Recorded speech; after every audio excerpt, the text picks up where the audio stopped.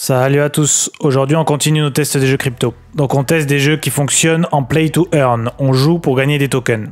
Tokens qu'on peut ensuite échanger contre de l'argent. Comme d'habitude, je vais être le plus transparent possible en vous montrant combien j'ai dépensé et combien le jeu va me rapporter au fil du temps. Et ainsi savoir si le jeu est rentable ou non. Au programme du jour, on teste le jeu Plants vs Undead. Dans ce jeu, le principe est simple. Il va falloir, tel un fermier, s'occuper de ses plantes. Acheter son matériel, planter ses plantes, les arroser et les ramasser une fois qu'elles sont prêtes. Bien que le jeu possède un aspect PVP, on va se focaliser sur le farming. Donc si vous avez beaucoup d'argent, vous pouvez directement acheter des vraies plantes et des terrains plus rares, mais on va se contenter des petites plantes et du terrain offert. Le token du jeu est le PVU et à l'heure où je tourne la vidéo, il vaut 9,18 $.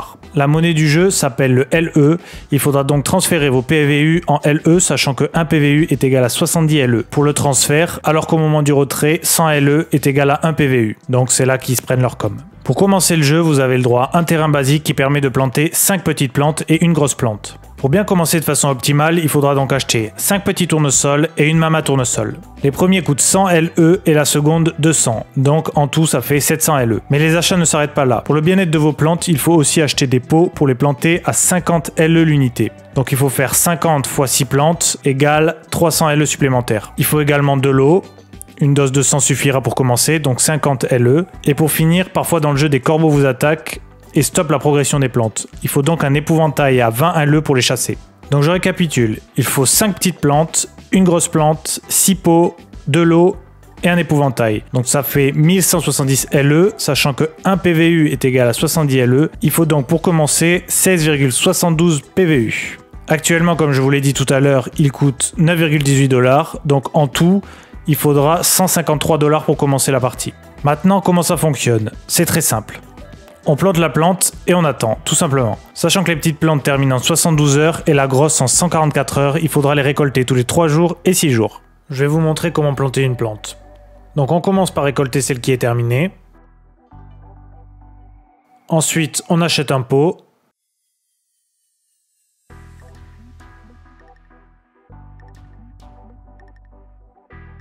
On achète la plante.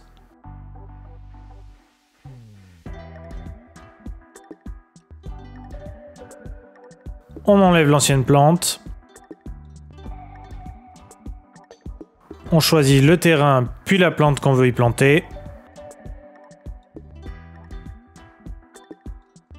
On ajoute un pot.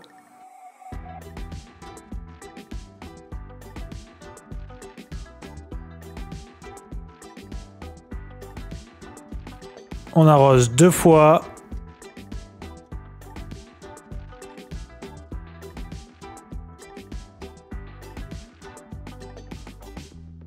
Puis il n'y a plus qu'à attendre. Quand je suis rentré, j'ai investi 232 $ et on peut voir qu'en 13 jours, j'ai fait 2119 LE, soit 21 PVU. Donc si on compare avec le cours actuel, ça me fait 193 $. J'ai donc en 13 jours quasiment remboursé mon investissement de base. Pour aller un peu plus loin dans le fonctionnement du jeu, je peux vous montrer les plantes et les terrains qui coûtent très cher. Sachant que certains terrains valent plus de 10 000 $. Pourquoi si cher? Parce qu'ils permettent de mettre plus de petites plantes et plus de grosses plantes sur un seul même terrain. Le jeu offre également la possibilité d'échanger 100 petites plantes contre une graine qui donnera vie à une plante aléatoire. Donc c'est quand même assez long à farmer, mais ça peut être rentable si vous avez de la chance dans le tirage de la plante. Vous pouvez par exemple dropper une plante qui vaut 500 PVU. Donc là je viens juste de découvrir le nouvel élément qu'ils viennent d'ajouter. Ça s'appelle le Mother Tree et ça semble donner des récompenses en échange d'eau. J'ai eu quelques trucs intéressants, dont 14 petites plantes, donc c'est toujours agréable. Mon objectif premier sur ce jeu, c'est de me rembourser directement, puis après je tenterai d'économiser les 100 petites plantes pour avoir une graine. Et donc essayer de dropper une bonne plante. Donc voilà pour Plants vs Undead, on va maintenant rapidement passer à mon avancée sur CryptoCars. Pour ceux qui n'ont pas déjà vu, vous avez la première vidéo où je parle de CryptoCars.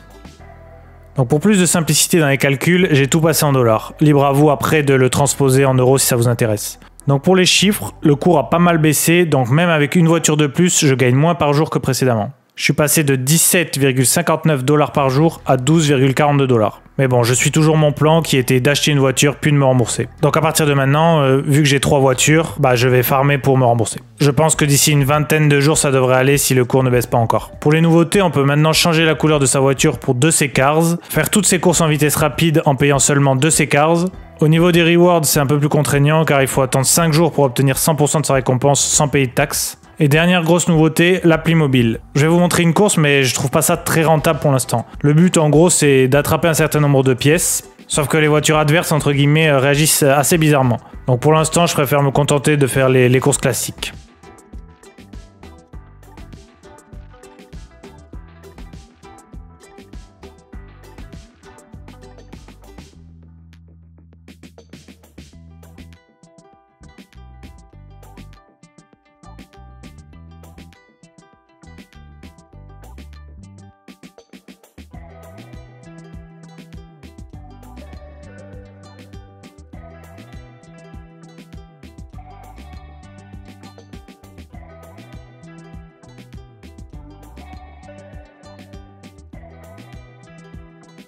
Voilà, donc l'aventure continue pour moi, je suis très content des retours sur la première vidéo, je m'attendais pas à avoir autant de vues, donc continuez à me donner de la force en likant, commentant et partageant la vidéo. On se retrouve la semaine prochaine pour la présentation d'un nouveau jeu.